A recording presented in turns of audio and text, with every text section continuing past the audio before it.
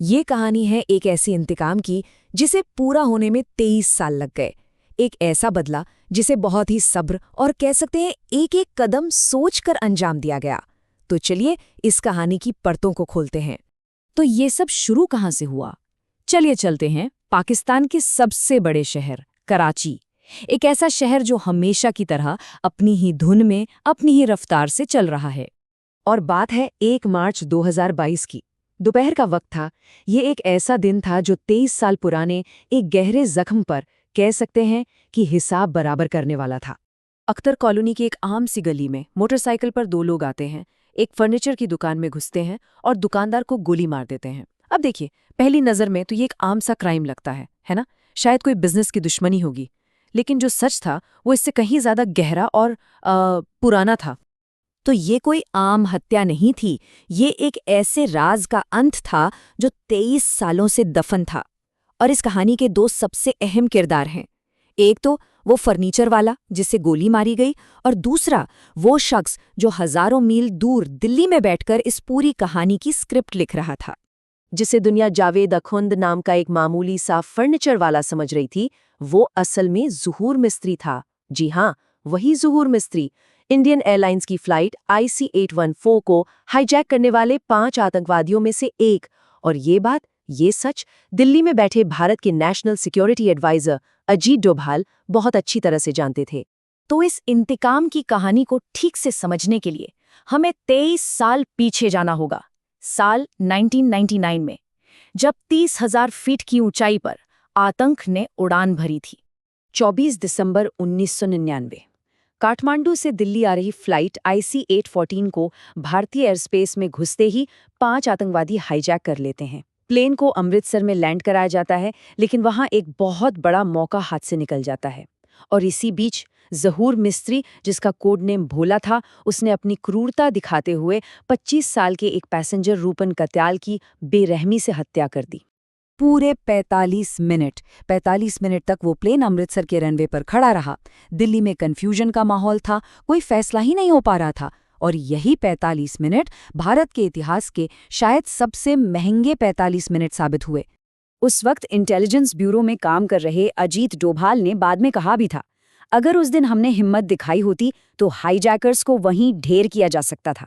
ये नाकामी उनके जहन में घर कर गई, और शायद यहीं से इस बदले की कहानी का बीज पड़ा। अब यहाँ से शुरू होता है 1 हफ्ते तक चला वो ड्रामा जिसने पूरी दुनिया का ध्यान अपनी ओर खींचा और भारत के लिए एक राष्ट्रीय शर्मिंदगी का कारण बना। देखिए, अमृतसर से उड़ने के बाद प्लेन लाहौर पहुंचा, जहां पाकिस्तान ने उसे रुकने ही नहीं दिया। फिर वो दुबई गया, जहां भारत की NSG कमांडो रेड की प्लानिंग थी, लेकिन UAE सरकार ने इजाजत नहीं दी। और आखिर में प्लेन पहुंचा कंधार, अफगानिस्तान, जो उस समय तालिबान और पाकिस्तान की खुफिया एजेंसी ISI के कंट्रोल में था। 8 दिनों की लंबी बातचीत के बाद 31 दिसंबर 1999 को भारत सरकार को झुकना पड़ा। यात्रियों की जान के बदले 3 खूंखार आतंकवादियों को रिहा कर दिया गया, मसूद अजहर, उमर सईद शेख और मुश्ताक जरगर। और यही वो आतंकी थे जिनके संगठनों ने, जैसे जैश-ए-मोहम्मद, आगे चलकर भारत में कई बड़े हमले किए। और जब ये आतंकी जा रहे थे तो उनमें से एक ने मुख्य वार्ताकार अजीत डोभाल को देखकर एक अजीब सी मुस्कान के साथ कहा, हमने आपके लिए प्लेन में एक न्यू ईयर गिफ्ट छोड़ा है। प्लेन की तलाशी लेने पर कार्गो होल्ड में RDX से भरा एक बैग मिला। मतलब ज़हूर मिस्त्री सिर्फ भागा नहीं था, वो भारत के सबसे काबिल अफसर की जान भी लेना चाहता था। इस घटना के कई सालों बाद 2014 में जब अजीत डोभाल भारत के नेशनल सिक्योरिटी एडवाइजर बने, तो उन्होंने भारत की सुरक्षा नीति में एक बहुत बड़ा, एक जबरदस्त बदलाव लाया, जिसे आज दुनिया डोभाल डॉक्ट्रिन के नाम से जानती है। इस डॉक्ट्रिन के तहत पुरानी नीति को पूरी तरह से बदल दिया गया। मतलब, पहले क्या होता था, हमला होने पर बचाव किया जाता था, सबूतों के डोसियर सौंपे जाते थे और डिप्लोमेसी होती थी। लेकिन नई नीति सीधी और आक्रामक थी। हल्ला मत करो, बस दुश्मन को उसकी जड़ से खत्म कर दो। और इस डॉक्ट्रिन का सबसे अहम उसूल ये है कि आतंकवादियों के लिए कोई एक्सपायरी डेट नहीं होती। चाहे 2 साल लगें या 20 साल, अगर किसी ने भारत का खून बहाया है तो उसे पाताल से भी ढूंढकर निकाला जाएगा। और इसी सिद्धांत के तहत ज़हूर मिस्त्री की तलाश शुरू हुई। एक ऐसा ऑपरेशन जो 2 दशकों से भी ज्यादा चला, एक ऐसे भूत को ढूंढने के लिए जो एक नई पहचान के साथ जी रहा था। भारतीय खुफिया एजेंसियों ने ज़हूर को सीधे नहीं ढूंढा, उन्होंने जैश-ए-मोहम्मद यानी मसूद अजहर के आतंकी संगठन के टॉप कमांडरों पर नजर रखी और एक पैटर्न नोटिस किया। जैश के बड़े आतंकी अक्सर कराची की एक खास फर्नीचर की दुकान पर जाते थे।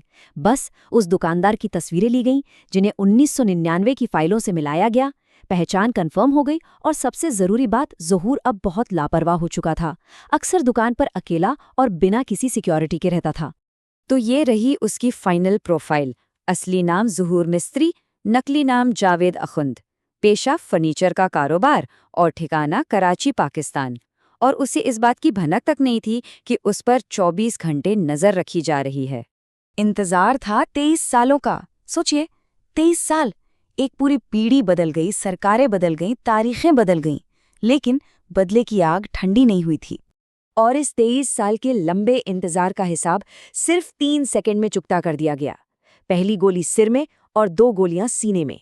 कंधार का वो कसाई अपनी ही दुकान में ढेर हो गया।